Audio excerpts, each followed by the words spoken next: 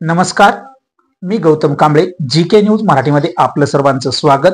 तुम्ही पाहत आहात महाराष्ट्राच्या कुशीतलं जीके न्यूज मराठी. आता बातमी आहे धाराशिव जिल्ह्यात केंद्रीय विद्यालय स्थापन करण्याच्या दृष्टीने जिल्हाधिकारी कार्यालयात महत्त्वाची बैठक संपन्न झाल्याची. पाहूया सविस्तर. धाराशिव जिल्ह्यात केंद्रीय विद्यालय स्थापन करण्याच्या दृष्टीने धाराशिव येथील जिल्हाधिकारी कार्यालयात महत्त्वपूर्ण बैठक नुकतीच पार पडली आहे. जिल्ह्यातील विद्यार्थ्यांना गुणवत्तापूर्ण व केंद्र शासनाच्या निकषानुसार शिक्षण मिळावे हा दृष्टिकोन डोळ्यासमोर ठेवून या बैठकीचे आयोजन करण्यात आले होते. या बैठकीत केंद्रीय विद्यालय स्थापनेसाठी शहरातील भूजल सर्वेक्षण व विकास यंत्रणा आणि राघोचीवाडी येथील 2 संभाव्य जागांचा विचार करण्यात आला आहे.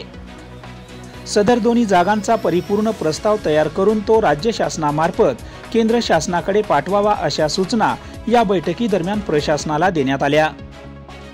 या बैठकीस धाराशिवचे जिल्हाधिकारी कीर्तिकिरण पुजार, धाराशिव जिल्हा परिषदेचे मुख्य कार्यकारी अधिकारी मैनक घोष, उपविभागीय अधिकारी ओमकार देशमुख, तहसीलदार डॉक्टर मृणाल जाधव, शिक्षण अधिकारी सुधा साळुंके व रिजनल विभाग सोलापूरचे उमाकांत जोशी हे उपस्थित होते.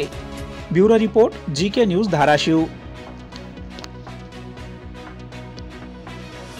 तुम्ही पाहत आहात महाराष्ट्राच्या कुशीतलं जीके न्यूज मराठी.